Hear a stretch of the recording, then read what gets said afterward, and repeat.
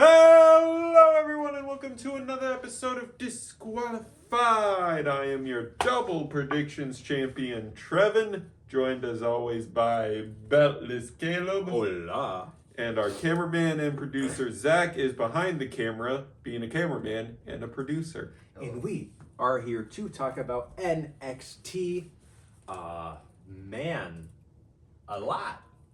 Yeah, you looked at the board and were like, huh? I didn't realize that much happened yesterday. What the fuck? And I watched pretty much this whole show. The only thing I missed is the last bullet point. Yeah. That was it. And I watched that segment on YouTube. Yep. So. Yeah, so we start off with a match between Joe Hendry and Jackson Drake, except... Say his name and he appears. Where the fuck is Joe Hendry? He's out. He's in the back, laid out by the Vanity Project. No. You can't prove that. Sure, we are holding a chair. Sure, we're holding a chair next to the dead body. To use your own words against you, just because you're at the scene of a crime does not mean you committed the crime. Yes, but when you're holding the weapon... How do you know he was beat with a chair? It could have been anything. He could have gotten beat with a kendo stick. He's got a point. Okay, so you're telling me that someone's just walking around with a steel chair all day? What if As in Jackson Drake? What if they specifically like that chair and how it shapes He to has their a butt? point, fuck. Yeah. He has a point, he's got me. But the match is called off due to Joe Hendry getting medical checks, so Ava calls in an audible and schedules Go back to the desk. Yep, and schedules our opening match to be none other than our NXT Tag Team Championship contest between your champions Dark State and the challengers of OTM. Yeah. Dark State's still getting their gear on. Saquon is actively tying his boots on the way to the ring. And then Saquon during the match is just rage baiting both the members of OTM. Mm-hmm. I love Saquon. Yeah. Oh man, this match was good. OTM got a lot of time to shine. Bronco took Osiris down with one fucking strike at one point. Yeah, no, this match cooked. Definitely go try to watch it. But of course, you know it can't end clean. Nope, trying to build two powerhouse teams. So of course we have to have some shenaniganery. Of course, we start off with the Vanity Project walking out. Well, so out of nowhere in the middle of the match, we cut to backstage where Hank and Tank are watching on a monitor. Because they feel like, hey, whoever wins this match, maybe we got a shot of getting a title match against. And you just see the Vanity Project walk past them. It's, that's weird. We should probably look into that. Then you just see them out there. And then Hank and Tank come out. Yeah, so Vanity Project causes a distraction. Hank and Tank beat them up, causing a brawl. This leads to Lucian getting rolled up by Saquon for the 1, 2, 3. Yep, so Dark State retains. A brawl ensues with OTM pissed off, attacking the two distractees. Uriah Connors eventually gets out. Kale Dixon comes out, but then he runs away. Yep, it's a whole... Where's Tyreek Igwe and Tyson DuPont? You still have another team that you're not using. Yep, So basically a division-wide brawl ensues on the outside until in the ring, we see none other than the two male members of the Calling, that being Nico Vance and Sean Spears, take out the champs. Thanks, I hate it. These two? Yeah. Nico Vance in the year of 2026 is getting a title opportunity? Yeah. Oh, great. Just what I'd love to see. You know what else I'd love to see? Someone who I spent most of 2025 avoiding on my screen because she wasn't on there at all. And that is Nikita Lyons. She is in the backstage segment with Blake Monroe, because Blake Monroe is talking about how, she's better than Jada why is everyone Parker. cheering for Jada? Miss Parker. And then fucking Nikita comes out and she says, you need to chant. She starts a very, very bad chant. And then says, and then says, I will have a match against Jada for you to soften her They're up. threatening us. And threatened us they did, because we actually we followed through with this match. It's Jada Parker taking on Nikita Lyons, and oh boy, I didn't think the action could get this bad in ring. Luckily, it was over in 3 minutes. Yeah, Jada basically squashed Nikita. She hits the hypnotic, but then debuts a new finishing move, which is basically like an OG Riptide, which... Yep, they are calling the Deja Vu. No, just go back to the hypnotic. Yeah, she hit all 3 of her finishers. She hit the teardrop. She hit the hypnotic. Well, no, teardrop is signature. Yep. And now teardrop is probably just transitional. Because, I'm sorry, are we all under the pretense that running into someone and hitting them with your fucking hip in the face is not gonna hurt? Sure, it doesn't look the most effective, but are we all forgetting that Naomi's finisher for the longest time was her jumping up and putting her ass in her opponent's face? Are we forgetting that? Remember how... Because y'all love that one. Y'all hated when she changed it. Yeah. Are we forgetting that staying in the Samoan dynasty, 2 people's finishers in said dynasty are literally just sitting on top of someone from the top rope. Mid rope, even. Are we also forgetting that one of those dudes' whole gimmick was shoving his ass in people's face? It's like, the hip hurts! It's like, please, feel where your hip is real quick. And feel that bone. Now imagine that running at you at, I'd say, maybe 15 miles per hour, because you're coming off the ropes. And then, full stop, swinging it into your fucking face. Are we forgetting that we still treat the Shining Wizard as a decent either signature or finisher? And that's just the knee. That has less bone density and mass than the hip. Yeah. So I think... You could have kept the hypnotic. I think the hypnotic works. I'm just not a big fan of it, mainly because it feels too similar to the Riptide. Yep, The thing is, I hate when wrestlers have the same finisher as other wrestlers. Yes, I immediately saw it and I was like, is she going for like a Riptide? She doesn't hook the arm for it. Well, yeah, because this is the OG version of it. We updated it. But, yeah. Next up, we cut to backstage with Ava doing some GM things. She's on the phone right now, right in front of the medical examination room, on the phone with apparently some producers as she's conversating, having some NXT reps in the Women's Royal Rumble. And all the ones that people are talking about aren't going to be there more than likely. So, Lola Vice is one that people are talking about. She is advertised for a AAA event the same night. But, it could be pre-taped, so she could make an appearance on both shows. Blake Monroe, who has been people are heavily speculating is going to be in the Rumble. She is advertised for the NXT, not Coconut Loop, but House Show Loop that they're doing. Tatum Paxley is also advertised for the House Show Loop. And I believe the only 2 people that I don't know of are Sol Ruka and JCJ. Hey, that billboard Saudi put up to advertise the Rumble? Yeah, maybe you shouldn't have had so many NXT stars' faces on it if you weren't going to use them. I believe that's a thing called false advertising. Yeah. I mean, it wouldn't be the first time. Oh, no, it definitely wouldn't be the first. And it won't be the last. Nope. But of course, as soon as she hangs up, she is approached by none other than the Vanity Project, being concerned co-workers asking, what's the status on Joe Hendry? And she's like, do you think I'm stupid? I know it was you. And Brad Baylor says, well, you can't prove that. So is Mr. Drake gonna get his match or not? And she's like, no, Joe Hendry still isn't cleared for tonight. So you know what, Jackson? You're in the ladder match. There you go. But on the contingency that if Joe Hendry's medically cleared on next Tuesday, he is also inserted into the match.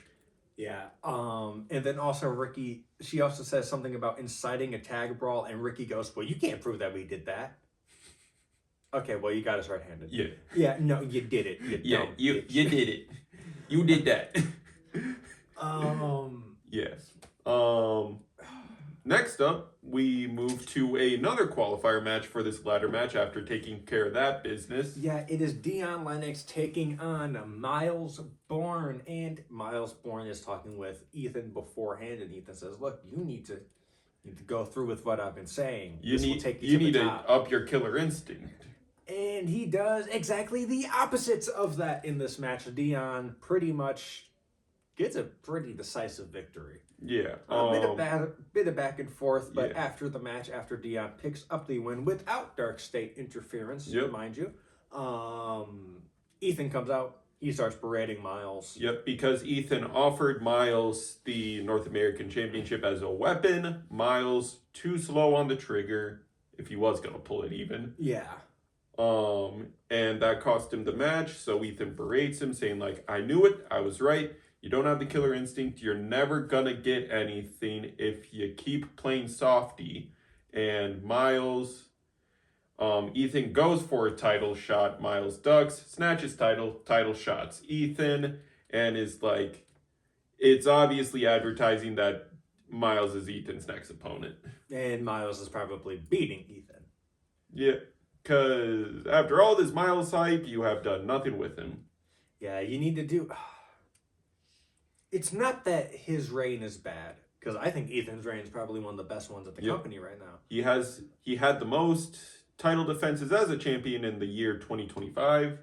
He's also the longest reigning champion in the company right now. It is just, he can be doing so much more. Yes. Like, if you really wanted a star to be the fixture of your division again, just put the NXT title on Ethan Page. Or just move him up to the main roster, because the main roster needs some star power. Get him in that advertised faction with Chelsea, because Chelsea's no longer champion, so you don't have to do the two double champs as the mixed tag champs gimmick anymore. Nope. Take the belt off him, move him up to main roster, officialize that faction. Ta-da! Yeah, be so easy. Be so easy. And then, if after forming that faction, you're like, you know what, we can give the tag titles to someone else, do that. We could care less. Yeah. But that's neither here nor there currently. But now, you know what is here and what is there, I guess? I don't know. Bad segue. Tony D'Angelo makes his return to NXT. Officially, he gets invited in Yep. by Ava, and he says, "Why'd you bail me out?" Yep. And he speaks for the first time and has apparently lessened the intensity of his accent. Oh, definitely. Yes. Because I don't think he's this mob character anymore. No, yeah. The deep Italian accent is gone. You hear little hints of it here and there still. Like he's still keeping that origins of him there, but that accent is nigh gone. Yeah. And Ava is like, "Look, I bailed you out because despite everything you've done these past weeks, NXT needs you. NXT needs what can qualify as a veteran on this brand. It's like, we need you. So I just want you to know, are you in or are you out?" And Tony's like, "You'll find out next week." Yeah. And Ava's like, "Tony, do not get involved in that ladder match." Here's the. I get that you don't want him to for disciplinary actions. Here's the thing. It's a no disqualification match. Technically, he's allowed to get involved if he wants. Heck, we've seen this before. He could steal that title if he wants. Yeah, Brock came in to a fucking Money in the Bank match he wasn't advertised for. Just walked right in, took the title, and left. Yep. We have precedent for this. If he wants to hop in there and steal that title, he has the right to. And by precedence, if he just so happens to be in the ring the moment the belt is taken off and it slips out of the person's hands and he catches it, he gets the belt. Because that's how Otis won his Money in the Bank contract. Yep. We have precedents for shenaniganery. So, there is a world where Tony D'Angelo is new NXT champion by the end of next week. I don't want to say it because I don't think it's going to be the case, but there is a world. He would be an NXT Triple Crown then, I believe, because I believe he's won tag gold. Yep, he has one tag goal, so he would be Triple Crown in NXT. Basically, a Grand Slam in NXT. Yep. Now, moving on, it is the not even a grudge match. It was a match that was made earlier in the night. It is Lexis King and Tavion Heights. Now, before the match, we see KL Dixon, Andre Chase, and Uriah Connors all arguing about the brawl. Yep, it's like... And Lexis King walks up after Andre Chase leaves because he's like, I have Keanu Carver, so I have to get ready. Yep. So Lexis comes in and he's talking with Uriah. Uriah follows him out to his throne and he says, you know, if you keep on doing, he's like, you need to break out and make your dad proud. I know mine would be get on his throne entrance, because in a social media promo, Lexis King stated that my dad did not die on the road alone in a hotel room for me to be put behind these second-rate superstars. Yep. We'll cover this whole stuff in our next bullet point. But first, this match between Lexis and Tavion. Tavion trying to repeat what happened during their speed match and immediately goes for one of his finisher moves. Suplexes right away. 1-2 kick out. Yeah, then we get a bit of a back and forth for about, I want to say 5-6 minutes. Yeah. This was a fairly short match. Yeah, until Stax and Ariana Grace come out, causing Tavion to panic a little bit as he was sent outside and is in between basically two predators. Mm-hmm. Comes back in, immediately eats a coronation for the 1, 2, 3. Yeah. Woo. Now we cut to the back where it's the Ren QCC. You said we were going to get into it. Yeah, we're going to get into what happened last time, or the last segment. So, Ren QCC is talking. Ren is talking about how, you know, how she just needs to continue trying to prove that she is capable of leading this. And Charlie's just like, I need to talk about this. Who the fuck does this? He sat there and he literally did 2 squats while talking. yeah. I'm going to stand up. My face is not going to be in frame. This is what he did. Yeah. Who the fuck talks like that? Yeah, basically talking about, like, sure, you've gotten all these opportunities, but you still lost. Like, you can map out how things would be different, but you're not going to change the fact. And I just want to be like, Charlie, what's your win-loss record currently? Also, I'm sorry. This is the only thing I have to say about you. Why the fuck do you speak like that? Like, gesturing is a thing. The way you gesture, I have never seen a person gesture like that. Like, take it as someone who has done, like, live theater, and one of his many accomplishments is how, like, active and body moving he is on stage. You're doing too much. You're doing way too much. But then, the female members of Ren QCC leave to talk to Ava about Kendall getting a rematch against JC, and they leave even more speedily because this apparent faction is approaching Charlie to talk with him. Well, you're just going to leave me alone? They're just going to leave me alone. Yeah, so they approach, and it is Ariana Grace, Channing Sax Lorenzo, which I don't think he's a second-generation superstar, so he really doesn't need to be here. He's not really involved in the group. And, Lexis King. Lexis King. Yeah. There was someone else there. Yep, Yeah, and Ariana Grace basically says, look, Charlie, like it or not, you're one of us. One of what? And cut. Of course, for those who watch TNA, you know this is already a faction on TNA. But on NXT, apparently we are forming Nepo Baby Faction.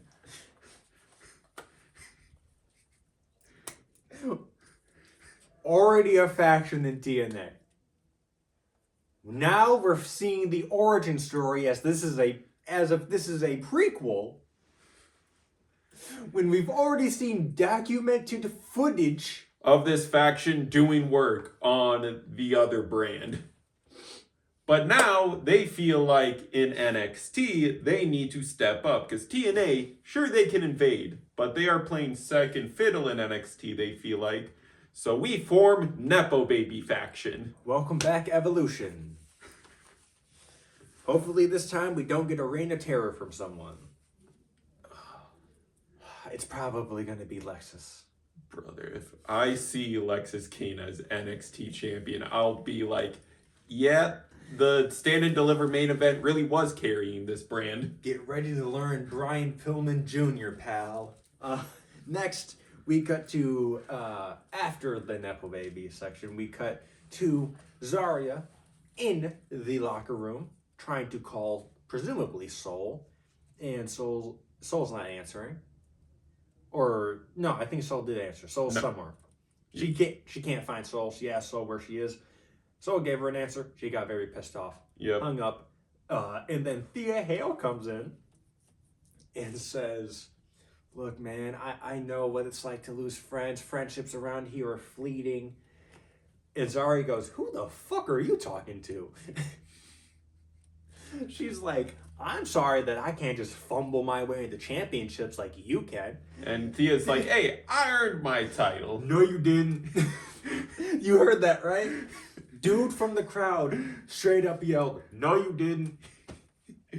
Yeah, Murdered. So this leads to a bit of spat between them and leads to a whole match because Zarya feels like, hey, if you feel like you technically earned your championship, prove it. Because I've been looking for titles since I've been here. So I want to prove I'm better than you. Zarya rips Soul's nameplate off of their shared locker and goes out to the ring. And yeah, then... we've seen that breakup next week. Because the reason why Soul was trying to call is because they were showcasing a vignette with the Elegance brand, their opponents next week, for the TNA Knockouts Tag titles. And the Elegance brand's whole promo was basically poking at all the discrepancies and holes in the friendship and team that is Aruka. I get that the Elegance brand's, I think, concierge or manager, whatever the fuck he is. I get that he's supposed to be annoying, but my God, I just want to punch him in the face every time I hear him speak. His voice is just the right frequency I think of he's annoying prick. I think he's doing his job then. He is, because his voice is just the right frequency of annoying prick where it's just, I don't want to listen to you speak. Something's wired in your brain where it's just like, punch this man.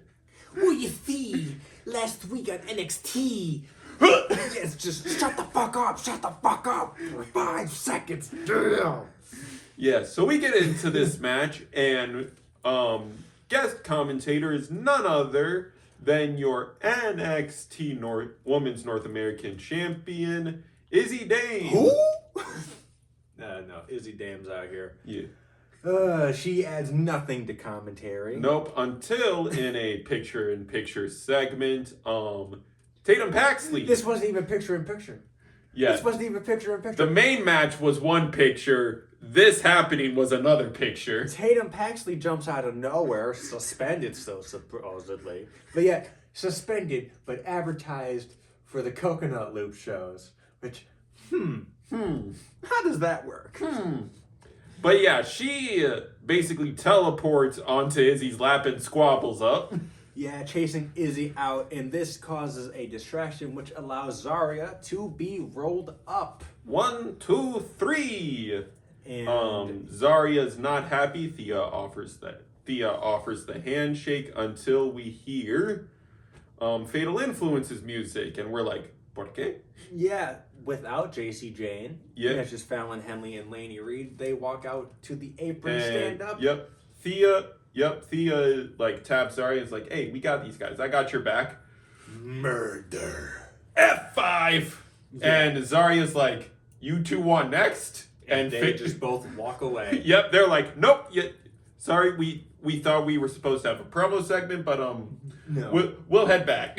Yeah, absolutely murdered Thea Hale. I can't wait for that heel turn, man. Zarya as a heel is going to be so fucking good. Yep, everyone thought Soul was gonna be the heel, but nope. If we're looking at it through a character lens, Soul out of the group. It's the babyface. No. She's done more heel things. She's done more heel actions. She has been selfish. The one selfless act that she did was give the title shot that was going to go to her to Zarya. And then left during the match. Yeah. So. Yeah. Next up is the honors. Main event of the evening. It is the final qualifier match for the ladder match happening next week. It is a debuting on NXT match-wise. Re-debut. Yeah. He was in the breakout tournament in 2023. Yes. Or 2024. Yes. Keanu Carver takes on Andre Chase, and it's not even take on, it's not a match, it's a murder. Yep. Andre gets a fair bit of offense, and because his whole gimmick is I'm smart, I study my opponents, because I'm the head of a university. Yep, and Keanu is just like, mother effer, you weigh like 2 pounds. Yeah, so the big highlight of this match is Andre takes it to Keanu, takes him over the announcement table. Andre Chase is standing tall on the announcement table, and Keanu gets up and says, "Bitch, ha!" Picks him up. Basically does Randy's back body drop onto the table, but while standing on the table, he jumps off, does it. He then brings him back into the ring. Does his finisher. 1, 2, 3. Keanu Carver is moving on to the ladder match. And he's just like, hey, I ain't done with this, man, but I got a message for the rest of the participants, so y'all better get out here, or y'all gonna end up like how this man about to be. Yeah. Rips Chase to the ring post, sets him up on the steel steps, stomps his teeth in. First, he starts bouncing his head against the bottom turnbuckle like it is a goddamn basketball, bounces it 3 times, then takes the pad off, bounces it again, then takes him to the stairs where he proceeds to basically curb stomp the man. If he made that man bite the stairs, it would have been a curb stomp. And no, not Seth Rollins' thing, like the actual version of the curb stomp. Because Med Team comes out and are like, look, Andre, we got to see the state of things. It looked like Chase had no teeth. And also, like, Chase is also working with a gimmick where his face is messed up, so he's wearing a mask. Yeah. It's like, we might not see Mr. Chase on TV for a little bit if he sells this properly. Oh, yeah. But then we get the summit. Ricky Saints basically starts the brawl off because he runs his mouth. Yeah. We get a giant brawl to end the show. Ricky is about to grab the title. Yep. Vic Joseph. I think it's Vic Joseph, right? Says Joe Hendry. Say his name, man. Even while injured, he does the gimmick. He spins, smiles, and then he walks his way down to the ring. Standing O to Ricky. And Keanu Carver is the one who stands tall at the end. Yep. He delivers a slam to Joe Hendry, and basically how it is advertised, it is going to be a 7-man ladder match because Joe Hendry showed up for the summit, for the brawl portion of the summit, but still for the summit. So that is Keanu Carver, Joe Hendry, Jackson Drake, your Evolve Men's Champion, Ricky Saints, Sean Legacy, and Shiloh Hill, and Dion Lennox. Yup. Pretty stacked match. And everyone is advertising that an 8th pseudo-participant is going to be an interfering Tony.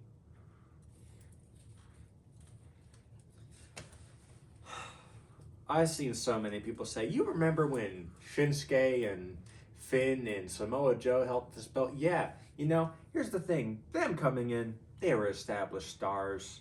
NXT is developmental. Yeah. Like, when Obafemi first came in, when he first got signed, y'all clowned him. And now y'all love him. NXT back in those days where those established stars were coming, they went to NXT after being on other circuits to basically learn the WWE style of television wrestling. Yeah. kind of what developmental is for. Yes, So- even though they had an established resume on different circuits, they had to learn how to work a TV show. Well, not even that, because you had people like Samoa Joe who worked TNA for most of his career and ROH where they've had TV, but it's WWE is very different from what professional wrestling is. And I do love professional wrestling, and I like WWE. WWE, they like to say they're sports entertainment, and they very much are sports entertainment.